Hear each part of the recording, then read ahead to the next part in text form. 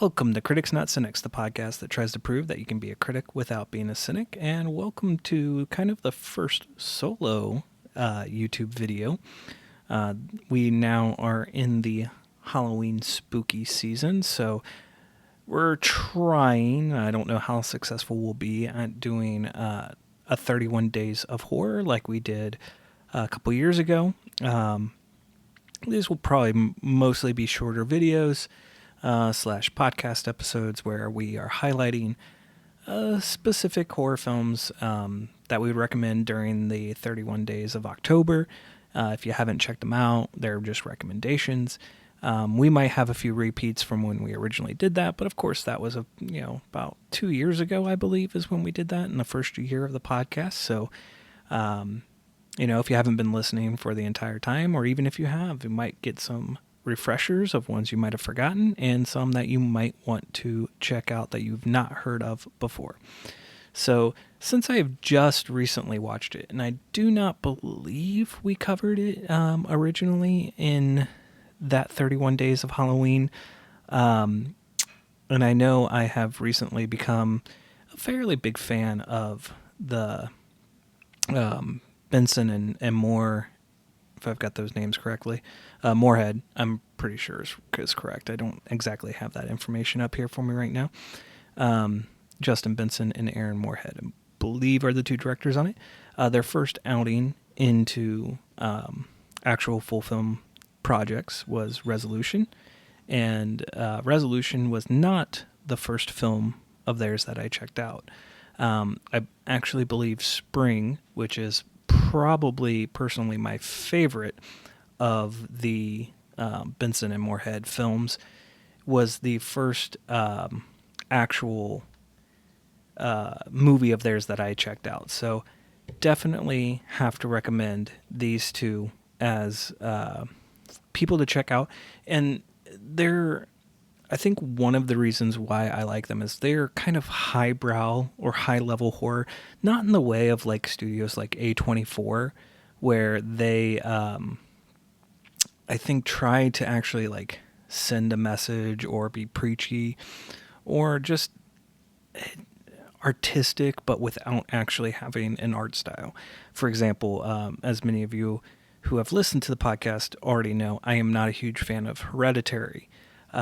But I did like the follow-up, Midsummer. And my huge problem with Hereditary was it presented itself in one way, but ended up becoming something other, and it just didn't really do a good job of being a horror film. And I think it was trying to grapple with some themes that it just didn't end up ultimately succeeding for me personally. I understand a lot of people really like that film, and power to them. So getting back on track though, Resolution is about two best friends, one of them who is having a drug addiction problem, primarily I think with like heroin and crack, whatever. And his best friend is sent a video of kind of this self-destructive behavior, and decides that he's going to do a home intervention and basically make his friend go cold turkey. But as he's there, things kind of happen that give the idea of a grander scale of something else involved. They keep seeing different videos of things that have not happened or will happen, and they don't know who's sending them or who's behind them.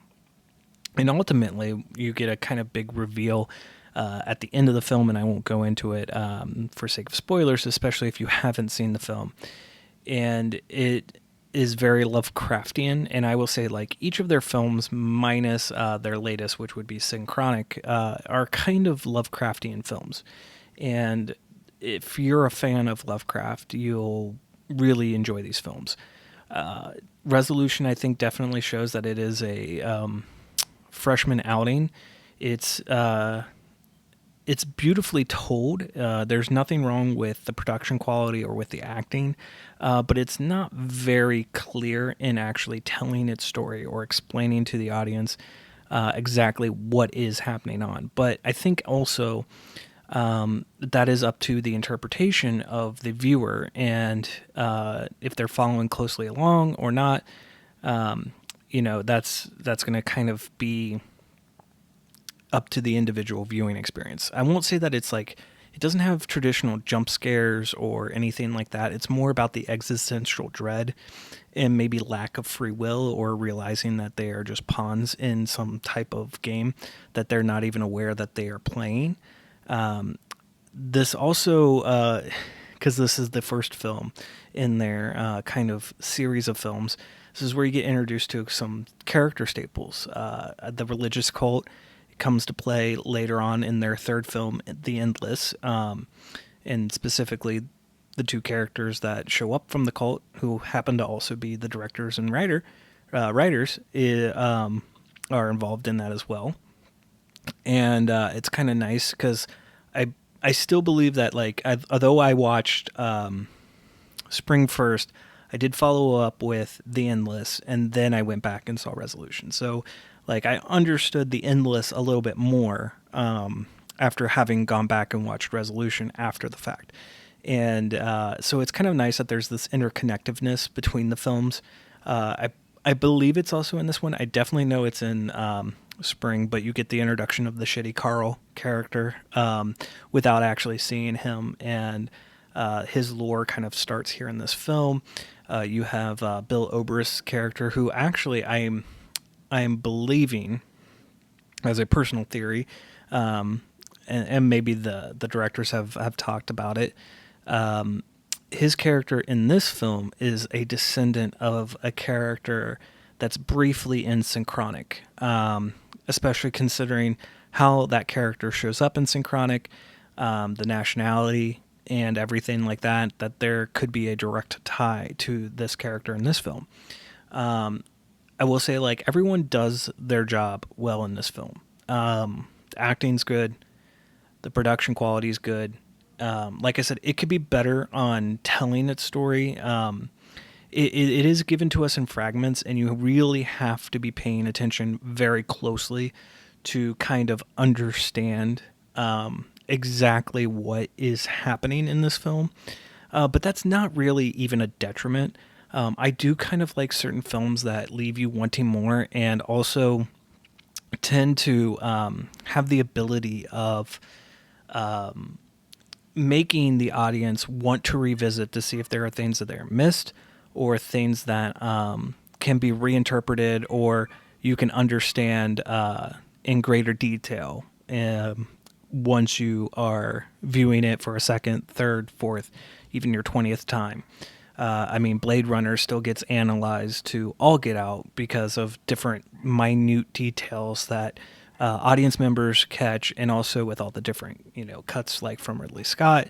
So definitely have to recommend this film. It is, again, it's highbrow horror, but like, I think it's highbrow horror in the way that highbrow horror should be. I think studio like A24 tries too hard to be that that high end, high art, trying to teach you a message type film studio rather.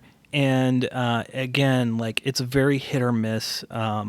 Lamb, which is kind of one of their latest releases, it seems like it's going to be hit or miss. Like I said, Hereditary was not very strong for me, but I did like The Witch. I thought The Witch was really good. And then I did like Midsommar. So it's all about the approach, and I think it's also about the director and the story they want to tell. And I think Benson and Moorhead make a very strong team that they can balance each other out. And I think that, one can provide some other type of perspective or idea that the other might not have considered, and then they can actually improve on their overall piece. And I will say, like, even though I really like this film too, each film progressively gets better, each subsequent film. Like, again, I will still probably say that Spring is my absolute favorite of their catalog, but that's because it speaks to me in other ways that that things that it hits home closer on that I kind of latch on to more than I think any of the other films. But like The Endless, I think with its ties to resolution and everything like that, does more to expound on the effects of this film. And so I definitely would always recommend, if you're going to watch one of their films, watch all of them, because they do have this kind of interconnected universe. They all have a lot of similar deep themes, and they do deal with different levels of horror or dread. And like in this one, it's simply a guy trying to save his friend, and then kind of going in this whole existential crisis of like, what is reality, what is happening to them. Again, like, are they, what pawns are they to what game? And kind of only once you get to the end, you have that realization of what is actually happening. So definitely recommend it. If I'm going to score it, again, this is kind of just a brief review. We wanted to try to get out as many videos this month as we could, so we'll see if we can get 31. Not sure if we'll be too successful at that. I do know we do have another, what was originally planned as our first video, will be coming out later. We ran into a little scheduling snafu. But if I was going to rate this one, I definitely would rate it probably at a 3.5 out of 5. Again, mainly because I think like it's a freshman outing, so obviously there's going to be a learning curve. I think they start out strong because, as I said, when you get to each subsequent film, they improve on things that they may have not have been as strong on in their previous outing, and they shore it up and they create a better story and a better film. And yeah, just have to definitely recommend it. And so I'm going to go into our ending spiel. So if you aren't subscribed to our YouTube, go ahead and click on the subscribe button. Give us a thumbs up if you like our content. Leave us a comment down below. If you've seen Resolution, let us know what you thought about it. Would you recommend it? And then, of course, if you want to write into the podcast, if you have any suggestions of films you might want us to cover this month, if we have the time, you can write into the podcast at criticsnotcynics@gmail.com. And you can follow us on social media at Twitter, on Twitter at criticsnotcynics, and on Facebook at Critics Not Cynics Podcast. We're on pretty much every podcasting platform out there now. We're on SoundCloud, Podbean, Spotify, iTunes. So everything will be pretty much linked in the description below. And we will talk to you guys very soon.